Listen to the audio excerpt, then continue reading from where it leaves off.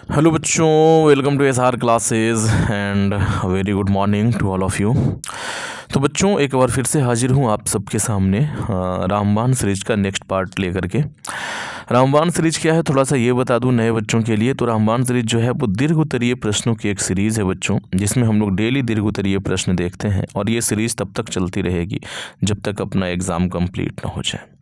और ये आप जान लीजिए कि अगर आप इस सीरीज़ को डेली करते हो ना, तो एग्ज़ाम में जब आप बैठोगे तो शायद ही एक आधा सवाल ऐसा होगा जो मैंने यहाँ पे ना कराया होगा, वरना सारे सवाल मैं यहाँ पे करवा चुका हूँगा। ठीक है बच्चों, तो इसको मतलब जितना ज़्यादा से ज़्यादा हो सके प्यार दीजिए, सम्मान दीजिए। तो आइए शुरू करते हैं। आज हम लोग फिज़िक्स से 4 प्रश्न देखने वाले हैं। बहुत इंपॉर्टेंट है ये चारों प्रश्न।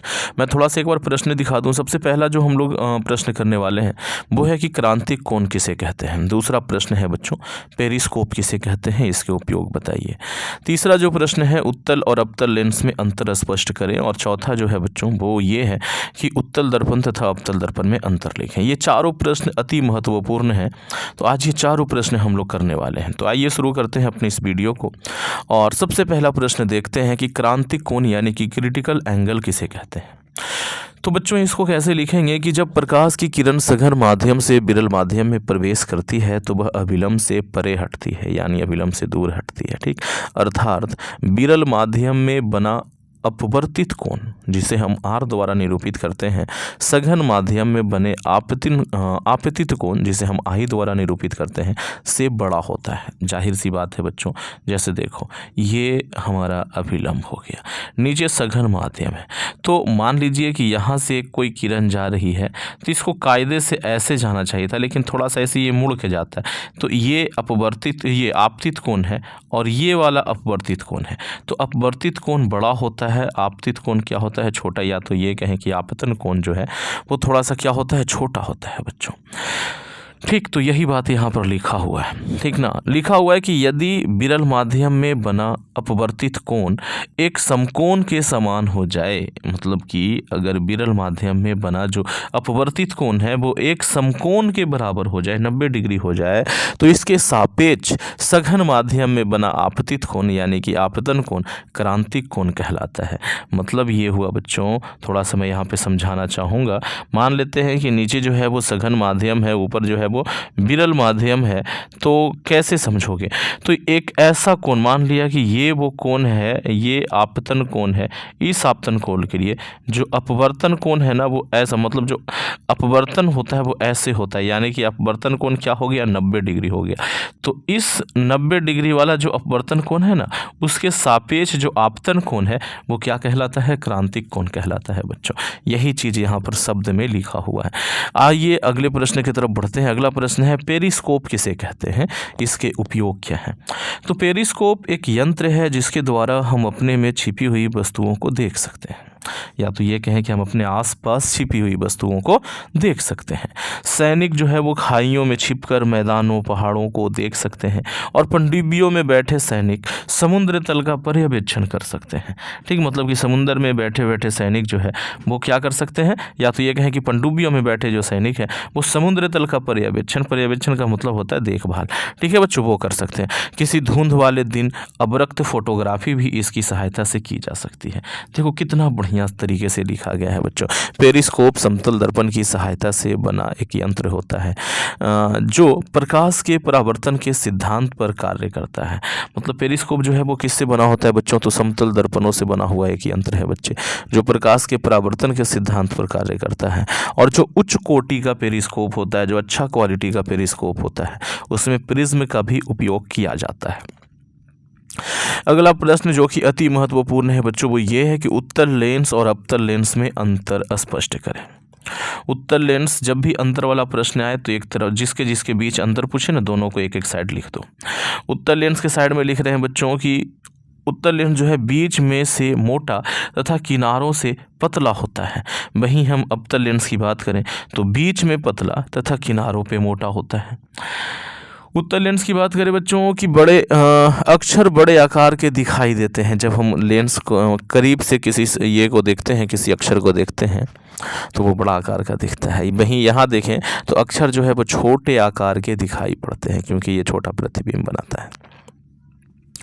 यहाँ बच्चों की प्रकाश की किरणों को एक बिंदु पर केंद्रित करता है। जब ये मतलब मुख्य अक्ष के समांतर आती ढेर सारी किरणें जो हैं वो अपवर्तन के बाद एक बिंदु पर इकट्ठा हो जाती हैं। तो वही लिखा हुआ है कि प्रकाश की किरणों को एक बिंदु पर केंद्रित करता है।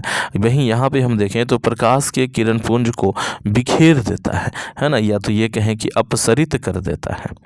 ठीक, अगला जो है बच्चे वो ये है वस्तु का प्रतिबिंब वास्तविक, उल्टा तथा आभासी दोनों तरीके का बनाता है। ठीक, और लेंस के बाईं तरफ, अच्छा नहीं, ये बस यहीं तक है, बनाता है। यहाँ पर बात करें तो वस्तु का प्रतिबिंब आभासी तथा सीधा बनाता है। ये है बच्चे, ठीक ना। यहाँ पर क्या है कि वस्तु का प्रतिबिंब वास्तविक और उल्टा तथा आभासी, है ना। वास्तविक और उल्टा दोनों एक साथ लिखना है। ठीक, वास्तविक उल्टा बनाता है तथा आभासी भी बनाता है, और ये केवल और केवल आभासी प्रतिबिंब बनाता है जो कि सीधा होता है। अच्छा, लेंस को बाईं तरफ हिलाएं तो प्रतिबिंब दाईं तरफ जाती है। इसमें यहाँ पर बच्चों लेंस को बाईं तरफ हिलाएं तो प्रतिबिंब भी बाईं तरफ ही रहेगा। ठीक, या तो हटेगा। ओके, अगला प्रश्न है बच्चों कि इसकी फोकस दूरी धनात्मक होती है और इसकी फोकस दूरी क्या होती है, ऋणात्मक होती है। ये बड़ा महत्वपूर्ण है, आप लोग इसे भी याद रखोगे। तो 6 अंतर बहुत होते हैं। अब आइए हम लोग उत्तल दर्पण और अवतल दर्पण में अंतर स्पष्ट कर लेते हैं। अवतल दर्पण को हमने इधर लिखा है बाएं साइड में, उत्तल दर्पण को हमने यहाँ पे दाएं साइड में लिखा है। अवतल दर्पण में लिखेंगे बच्चों कि इसमें परावर्तन करने वाली चमकीली सतह अंदर की ओर धंसा होता है, और यहाँ पर बात करें तो इसमें परावर्तन करने वाली सतह बाहर की ओर निकला होता है। ठीक है बच्चों, ये पहला अंतर है और आप सब देखे भी होंगे, है ना। अगला जो अंतर है बच्चों वो ये है कि इसमें प्रतिबिंब वास्तविक और आभासी दोनों प्रकार के बनते हैं। ठीक, इसमें दोनों प्रकार के प्रतिबिंब बनते हैं और इसमें केवल आभासी प्रतिबिंब ही बन सकता है। उत्तल में केवल और केवल आभासी प्रतिबिंब ही बन सकता है। अगर हम बात करें तो इसमें प्रतिबिंब उल्टा और सीधा दोनों प्रकार का बनता है। जाहिर सी बात है बच्चों, अगर वास्तविक बन रहा है तो उल्टा, काल्पनिक बन रहा है तो सीधा, तो दोनों प्रकार के हो गए। और इसमें प्रतिबिंब हमेशा क्या बनता है, सीधा बनता है। ठीक, यहाँ पर बात करें तो इसमें प्रतिबिंब बड़ा, छोटा और वस्तु के आकार के बराबर भी हो जाता है, लेकिन यहाँ पे प्रतिबिंब जो है बच्चों वो हमेशा क्या बनेगा, छोटा प्रतिबिंब बनेगा।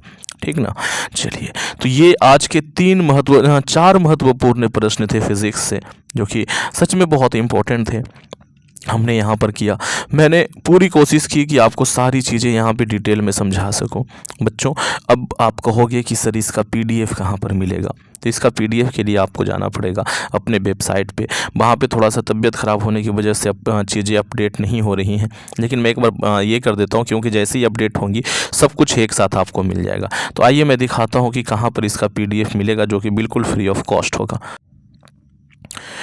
तो बच्चों, उस PDF को प्राप्त करने के लिए आपको अपने क्रोम ब्राउज़र पे आना है और यहाँ आके सर्च करोगे SR क्लासेस और लास्ट में लिखोगे GB और इस तरीके से सर्च कर दोगे। ठीक, आप यहाँ पे पहुँचोगे। ये जो सबसे ऊपर में वेबसाइट आपको दिख रहा है, ये अपना ही वेबसाइट है बच्चों। ये जो वेबसाइट है, यार ये पेन को क्या हो गया, ये कहाँ पहुँचा हुआ है, हाँ इसको यहाँ रखते हैं, ठीक ना, हाँ थोड़ा नीचे रखो। तो ये अपना वेबसाइट है, आप इस पर क्लिक करोगे तो आप वेबसाइट पे पहुंच जाओगे। ये रहा, है ना, मेरा फ़ोटो भी दिख जाएगा। आप नीचे जाओगे ना तो यहाँ पर एक न्यू अपडेट नाम का एक ये आया है।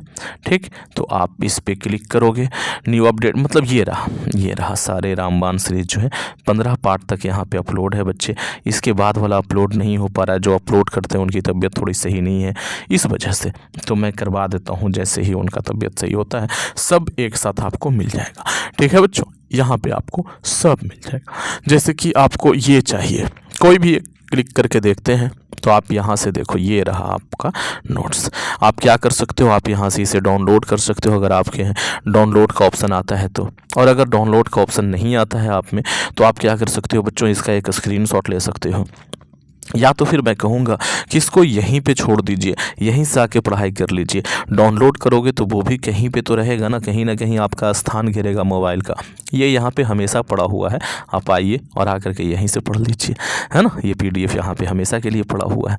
तो कैसा लगा ये वीडियो कमेंट करके अवश्य बताएं। अच्छा लगा है तो इसे एक लाइक करें, दोस्तों में शेयर करें। चैनल पर पहली बार है, चैनल को सब्सक्राइब कर करके घंटी का बटन दबा लें बच्चों।